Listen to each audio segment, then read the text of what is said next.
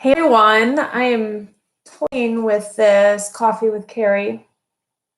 Ooh, I got my Band-Aid thing this morning. I had a coffee with Carrie kind of chat session as part of my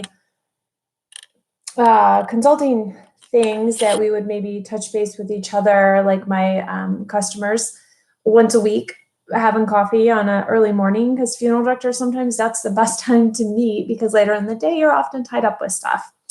And the other day someone recommended instead of meet and greets, maybe I should do coffee with Carrie when I visit some different cities. And so I thought, I can do some live videos and do a coffee with Carrie. So my goal is going to be once a week. I'm going to do a coffee with Carrie chat session that you can check in and ask me questions or whoever. So hey everybody, hey Paula from Missouri, so fun. Hello from Kalamazoo. I told Miss Barbara to say hello, Jen. You're so sweet. So Eric's asking me, do I pick my days I work? So I can essentially work as much or as little as I want when it comes to in the funeral home working. Right now I'm working on a pretty set schedule with one funeral home 2 days a week, and then every few weekends I help them out as well. And I do some trade embalming. I have some other people that if they do vacations, they will call me to cover for some vacation days, or if they get super busy, I'll step in and do like a graveside service or something like that. So there's kind of an ebb and a flow. You may get super busy when it comes to freelance funeral directing, where I will do a lot of filling in, or I'll kind of scale back and to just do a little bit of work. It depends on kind of what's going on the other side too, with the YouTube and with the student group that I work with, and with some of the other things. So, hey from Ohio, Cynthia. Oh, Daniel Bowman, how are you? How's your summer? We need to touch base together. And Amy in Wisconsin. Yes, I work for more than one funeral home, Eric. So I'm a freelance funeral director. And Carlos is down in Mexico. That's so fun. Good answer. Drew, my buddy down in Georgia, sent a couple questions. He said, what was it like the first time you did an embalming alone?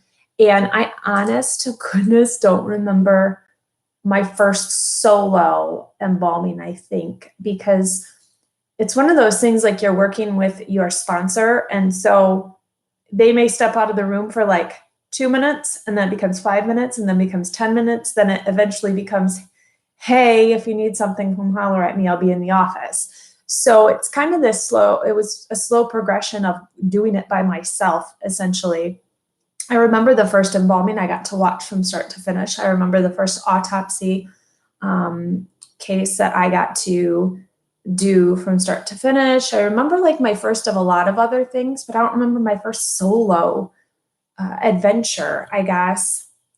Happy birthday, Jeremy. I am not going to sing for you. It would be beautiful, I assure you, but I will not sing for you. I hope you're doing something super fun today. So my 18th birthday, I really wanted to go do all those things you can't do until you're 18. I wanted to buy cigarettes and buy a Playgirl magazine, which, do they even make Playgirl magazine? I don't anymore. I don't even know. And I wanted to go to a club, like an 18 and up club. I didn't want the cigarettes, so I didn't spend the money on the cigarettes. I don't even know if I feel like I did find a Playgirl magazine, and it was not my thing to look at that. And I think we did go to a club, but it was like a Tuesday, and so nobody else was there. So I was kind of like, dancing all alone. But we did go. It was kind of like you wanted to do those big moments of your life. So I hope you do something super fun today, Jeremy, and enjoying your birthday. Chump Johnson, that's a great question. When I go on vacation, do you check out funeral homes where you go? So typically something on our adventures focuses on a funeral home or a cemetery or something. I like to do it, one, because then I can, kind of cross two things off. I can be on vacation, but yeah, also get maybe content for a video or just be networking in some essence. I always hate to be that person who stops into a funeral home and says, hey, can I see your place? Because usually it's like a weekend, and I do not want to stop in on a Saturday and bother a funeral director who wants to just get home to their family. And so when we were out in Maine and we saw that huge pink funeral home, was that Maine or New Hampshire? Oh, I'll have to look back because we had lunch in New Hampshire. I can't remember. But anyway, the most amazing funeral home. And it was like 3 o'clock on a Saturday, and there was no way I was going to stop and bother them. But it was the coolest funeral home. So it's really fun to, I don't know, it's just fun to see them, but it just depends on my time. And I also, if I'm with my kids, I don't want to detract from my time with them by going and looking at funeral home stuff. But we may go drive by, or we may check out a cemetery especially. Ooh, Paula, what's difficult about me running my YouTube channel and being a freelance director? One thing that's frustrating is there's a lot more I would love to share, but because of privacy, I can't. So like, I would love to maybe, show you a little more what's happening at 1 or 2 specific funerals, but I can't because I don't want to ask the family to be able to do that, because nothing about that day is about me or my needs. And so I hate to intrude on their time and their moments by asking them if, hey, can we take pictures or can I video this? I feel like it would be distracting, but there's things about that I wish you could visually see. And that's kind of frustrating to me, because I do experience some really amazing things, but I don't get to share them with you. And I think seeing is understanding and believing. And I think that's kind of frustrating. Finding time, feeling like if I've had a long day at work and I get home, and sometimes I'm really feeling like I need to get on and do comments, and I need to get on and pour some time and energy in the YouTube, but I also need to focus on my family. So if I am working some long days at the funeral home, I kind of ignore YouTube a little bit. And then I am like, oh no, nobody's going to want to watch because I haven't posted in a day, or, I just worry that I'm not putting enough energy into one or the other. And so it's just finding the balance. And that's why I've kind of stepped back the last few weeks and said, it's okay. I'm going to just be focused on being a mom. And as I have time for some other things, I will. And then when the kids are back in school, I can, focus back in full force on doing that. So Michigan, yes, I have thought about meet and greets, which is what brought on the Coffee with Carrie thought, was, meeting at coffee shops and kind of doing that. I have to pick where. So I know you're in Michigan. You'll have to shoot me an email because I'm near Kalamazoo, Grand Rapids. I'm also close to Lansing. I could come to the east side. That's the beauty of Michigan. It's not that far between one lake shore to the other.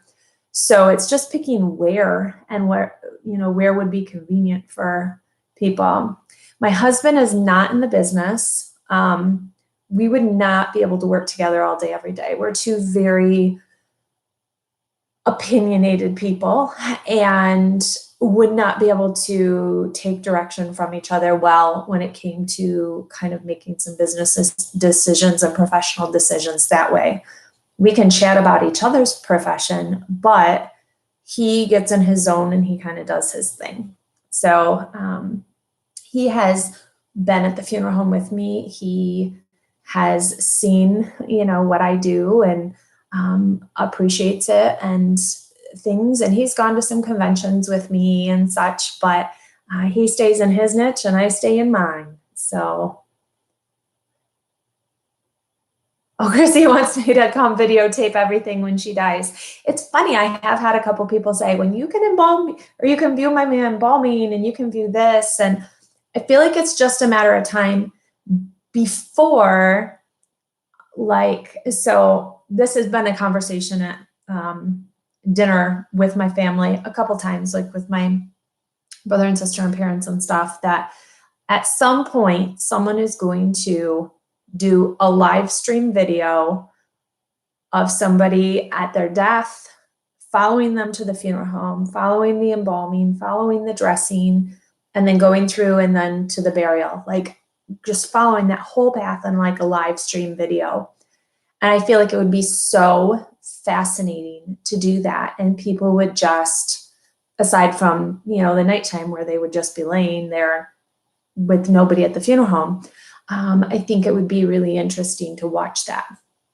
So, hey, Sinead, Sonny, I love some of these names. I kind of want to know where they're from. And Scotland, Lisa's in Scotland. I love when Over the Pond checks in. That's really it's really interesting. No embalming viewing is a no-go after 4 days. I'm not sure what that reference is. Have you ever done 3 children together or in sequence? Just a family with 3 sons. That's hard. I've done parent children. I've not been the first, like the point person for multiple kids. We did do 4 kids in a house fire while I was at one funeral home, but I was not extremely involved in it. So the dad thought it would be a great idea to kill the kids. I'm so sorry, Dennis. That's a rough week. So let me see this other question from Drew. Drew asks, when people come into a visitation and touch the deceased, does the body feel different when it comes into the funeral home before it's ready for view? It really depends on the time. So when we get a person in, they are sometimes still warm, or they may be extremely cold because they've been in a cooler at the hospital or something like that. So the temperature could change quite a bit as to that part. Sometimes a body gets sticky. You know, when something's really almost humid to the touch and it's kind of got that residue on it, like a bottle that sweats. A body does that too. If the temperature in the air is a certain and the body is a certain temperature, creates almost this like sticky condensation on a person. So that will typically go away after embalming because the temperatures balance out. And a body has room temperature usually, but your room may be 68 degrees if you're preparing for a large crowd. And so the person is going to feel a lot colder than they typically would. You know, that's like 30 degrees colder than your body. So they are room temperature, but they feel extremely cold because you're comparing it to what they felt like when they were alive. So that definitely does change. Drew also asked some questions about hearses, and hearses that are not an area of interest per se to me. I think it's fun to learn more about them, but if I had to lay out everything that interests me in the business, hearses is not at the top of the list, but it's something I love to get the history and the knowledge on just because it's part of what I do. So I do like to share that. I thought somebody said I'm from Fenton, Michigan. Maybe I'm going crazy. Is it appropriate to give a small thank you gift to an embalmer for taking such great care of your loved one?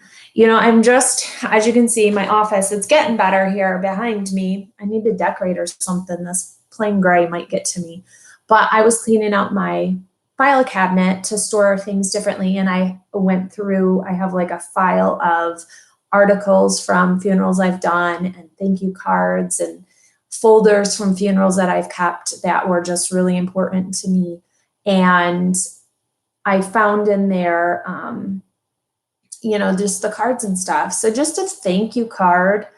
Thank you for caring for my loved one. Thank you for is really nice. I've had people try and tip me before, which is awkward.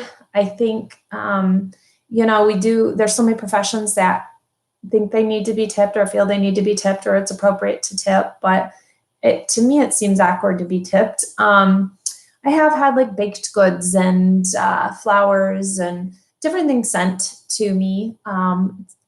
Always nice to be shown appreciation like that. But in this business, I don't expect that in the state of loss that somebody is going to go out of their way to get me something.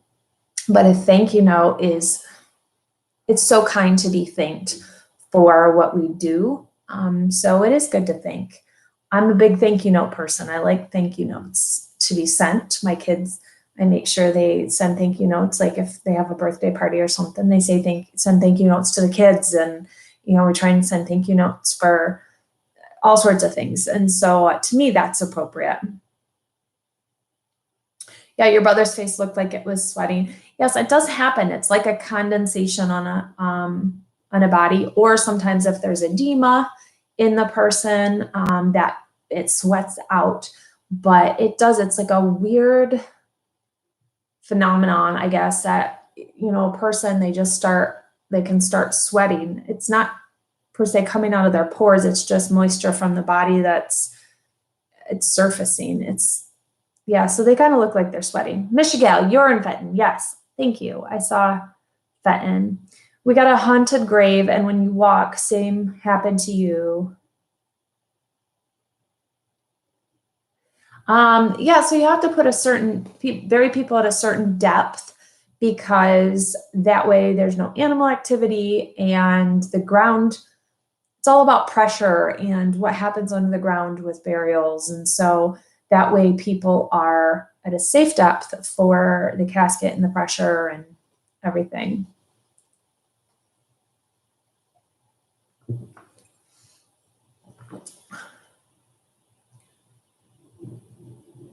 Oh, sunflowers at your son's funeral. I love sunflowers. They're out right now. So all the markets and things have sunflowers.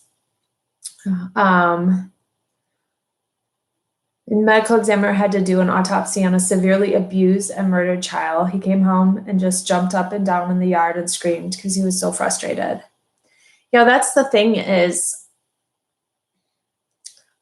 you know, we were not meant to process death. It just was not part of making up, you know, our systems. So to process the sight of death and the emotions within that are really hard.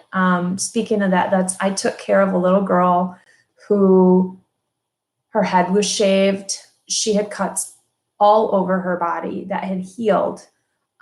She was severely emaciated. She really looks like she came right out of Auschwitz. There's just no words.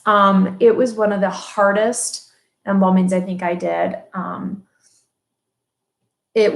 I felt like I had to protect that little girl because her life had been hard.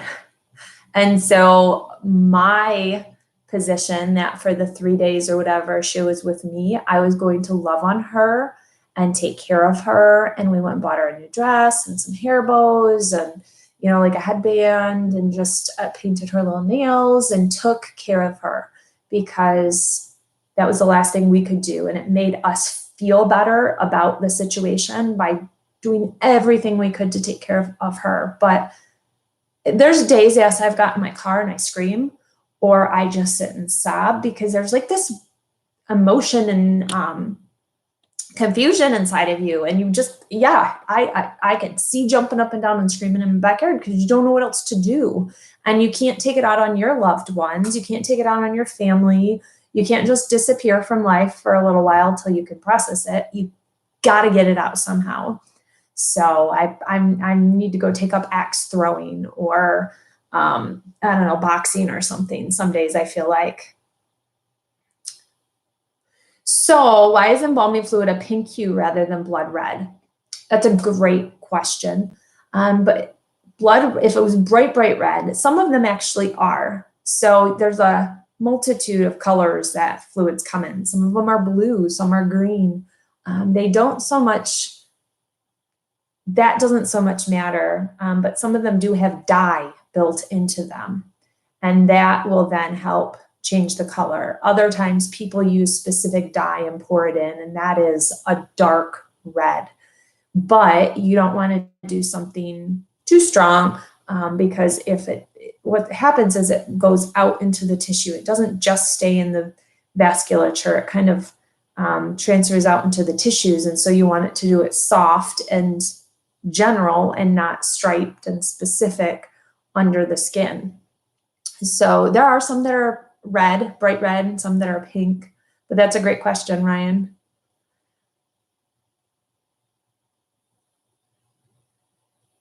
Oh, Chrissy, that's really sweet. You can ask about the Watts Click case. Someone sent me the whole case file.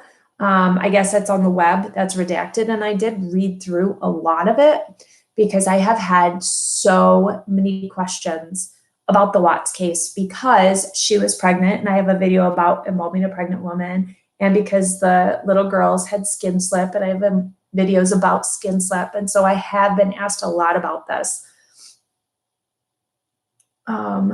Would the morticians have cleaned all the crude oil off Bella and Celeste? So there's, all I can do is prose, or, you know, like ponder and come up with some answers because I really have no idea what happened. Assumingly, they would have had autopsies, and I would assume they would have cleaned a lot of that off during the autopsy so they could get down to the tissue to look at the tissue to see kind of bruising and things that were going on with the skin. So I'm assuming that they cleaned a lot of that off at the medical examiner's office. If not, then if they did have viewing, which I don't know if they even could have had a viewing, they would have done that for the preparation. And well, even if they didn't, if they did embalming, they would have done that during the embalming process. Yeah, I'll take wine and liquor if I don't really drink liquor at all, but wine and liquor is always nice. Natalie's asking, from start to finish, getting a body to presenting, how long is the embalming and autopsy process? Lots of love from Chicago. Oh, Chicago, my Bears. So the embalming process can take 1 to 3 hours. It really depends. I would factor, say 2 hours is a good average. Dressing and casketing, figure 1 to 2 hours, depending how much work you have to do on kind of getting the hair set and the makeup set. So you may have about 4 hours minimum in just those specific. But then you have kind of the removal and the setup in the chapel and kind of all those things. An autopsy, however, can take several hours depending how many samples they have to take from the internal organs and the blood and everything.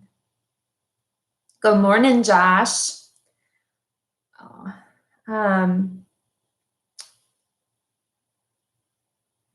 Oh, Shane, you're going to school. First, Shane, I always tell people go over and join the student group on Facebook if you're on Facebook. It's Funeral Directing 101. It's a group that I had started just so that students could kind of all be in one place. And we have a lot of pre-mortuary school students, mortuary school students, and apprentices. We do have licensed people in there that will interject and share wisdom as well, but it's a great place to connect to other students, to ask just about, you know, student things, about books and classes and advice and national boards and such.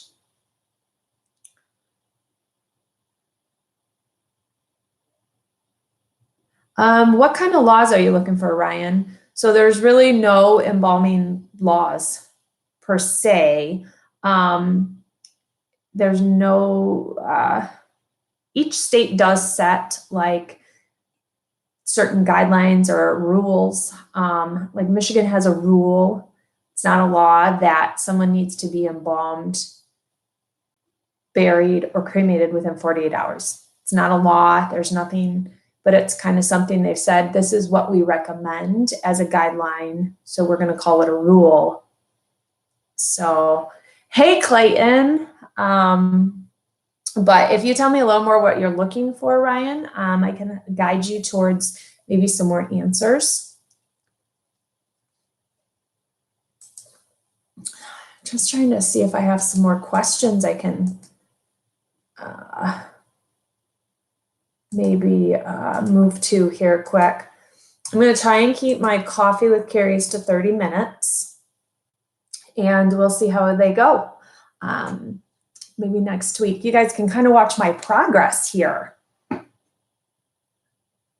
as my office maybe takes form into something. I need to maybe get some big wall setups or something, like some fake backgrounds. I don't know. Oh, no, I don't still get the Pine Box subscriptions. I just did a few of them, and just like a lot of the subscription things, I don't find that I use half the stuff, and so they're just not worth for me to order a lot of the times. But it was a great idea to have some specific towards one profession. And Balm Body definitely has a smell. Everything has a smell, Paul, but I can't even tell you what it smells like. Sometimes it's a little chemically, sometimes it's just, I don't know, sometimes bodies, once they've been in a cooler, retain the smell in a cooler, and a cooler has a strong smell of just bodily fluids, decay or decomp, autopsy, so exposed blood and internal organs. It just, I don't know, it has a very specific smell that I can't really explain if you haven't smelled those things.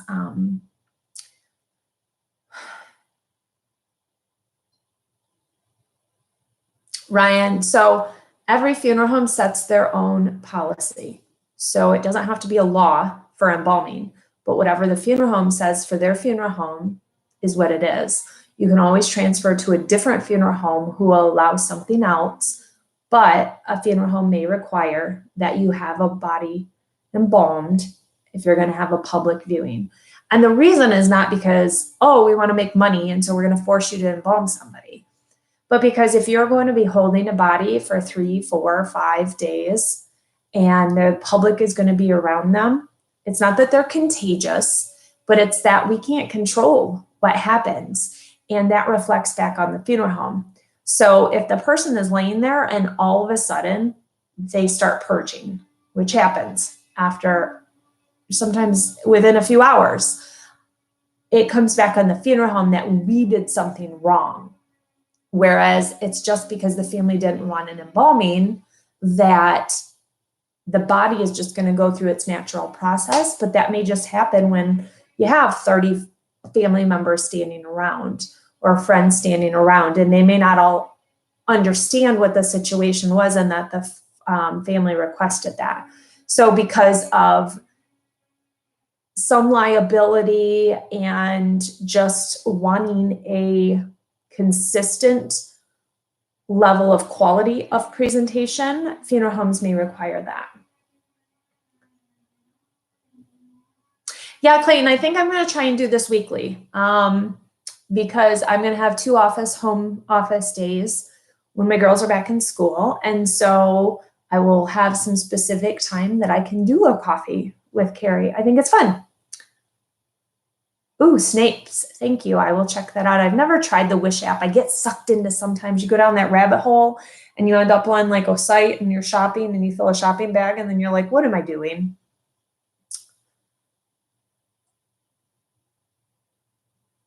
Hey guys. Ooh, from Georgia. I'm going to be there in 2 weeks. I think 2 weeks, Heidi, I'll be in your state. Oh, Chloe. Chloe votes that it's weekly would be good. Nice. Oh, all right, guys. I will take 2 last questions. Yeah, I'm really excited about some things coming up. I have some really fun ideas and hoping for some more good content. I had hoped this year I was going to start like 2 new series, and I feel like I'm on like my 4th new series starting, and Coffee with Carrie would be like another one. And so I feel like I have all these things where I want to do, you know, multiple videos and one common thread, but I think that's fun. It kind of gives me agendas to figure out for videos for you guys. Hey, Catman, thanks for joining.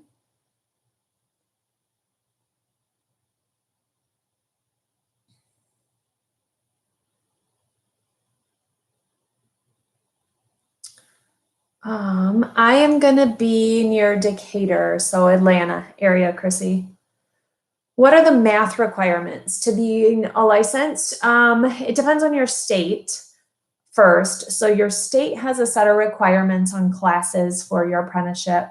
Then your school requires so many different classes. So accounting is a big part of the broad rainbow of classes that you need for your license. And so like I had to take I think it was not just 2 credits, but however many credits of accounting, because it's something that you will use doing contracts and if you ever want to own a business. So I had to do, accounting that way. You've got to be able to do contracts. And ever been involved in exhuming? Yes. I really love doing disinterments. They're super interesting. I have a video on it. If you haven't watched that, go find it. One of my more early videos, I interviewed a gentleman who did a disinterment, and then I shared about my experiences with some disinterments anyway. Alexis, a lot of what we do for talking to families is learned on the job training, so like apprenticeships and such. You go through some of it in schooling, but you can't encounter every situation that you're going to run into. And every family is different. You may say one thing to one family and it may be comforting. You say it to another family and they punch you. Not really, but you're going to get different reactions because grief is a balloon waiting to pop. And so you never know when you might be the pin. Honestly, and you're an easy target. You're right there in front of the family for those first crucial days. You never know when they may kind of explode on you, and it's not you, it's the emotion. And so you have to just kind of know some of the gentler terms to say and understand. It depends on who you're working with as your sponsor and your trainer funeral director to, they may suck at it. So they may teach you all the wrong things to say. So it just really depends. But yes, you learn a lot of that on the job. Thank you, Brian. I appreciate that.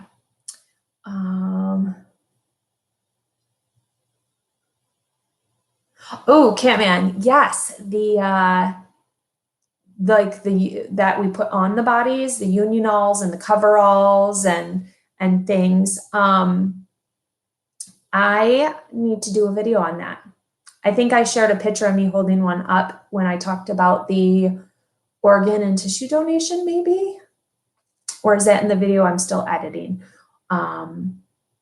But yes, I think I have a 2-minute on my list for doing plastic undergarments. Maybe I'll shoot that tomorrow. I'm going to be at work tomorrow. Maybe I'll shoot that tomorrow. White gloves. I don't know what that is. That makes me think of like what you would wear when you go into a decontamination chamber or something. Yes, Ryan, I do need to redo my video about caskets. That is horrible quality. That was with my super old iPhone. It was in one continuous stream, and yes, the sound's not great. It's blurry. So I do need to remake and do more of those casket videos. I'm hoping to do a casket tour like of a company. I just have to find a company to connect with. There's one that's down in, is it Missouri or Alabama? I'm trying to think. It's right off the little panhandle of Florida, that has said I can come. It's just getting there. But that's what I kind of want to do, is go to a casket company and be able to show things a little more, not in the showroom as much or the selection room, but more from a pure merchandise and elemental status, to kind of remove some of that, hey, look at my goods, and people telling me I'm just a big salesperson. So I think that's a great question. On the body bags, Clayton?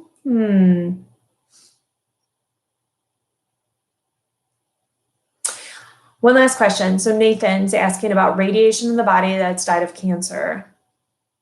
So we have had some problems within the business where if a person receives like a radiation treatment close to when they die, and I don't know if it's every radiation, I'll need to look into this a little more for you guys, but it can be problematic when it comes to, I think it's cremation. I don't know. I know I've just read something about this recently, so I'll have to get the exact specifics, but you know, chemo and radiation are meant to kill cells in the body.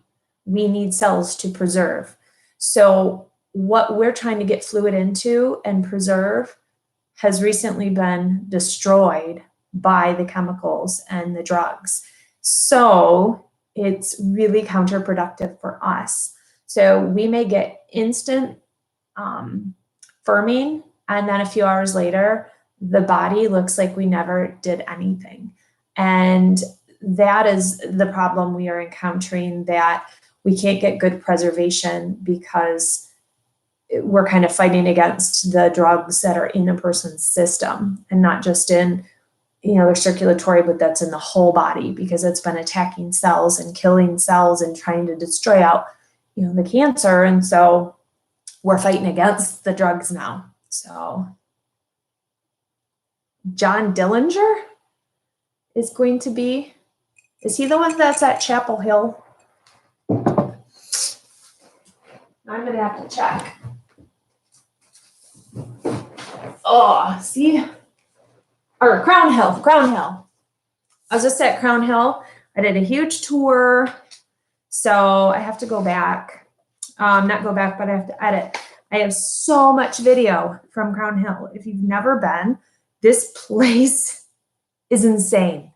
Like, what is it? 20, I'm going to give you the wrong number, 23 or 27 miles of roadway within this cemetery. Is that like, it's insane. But I think John Dillinger, was it Dillinger that's here? Yeah.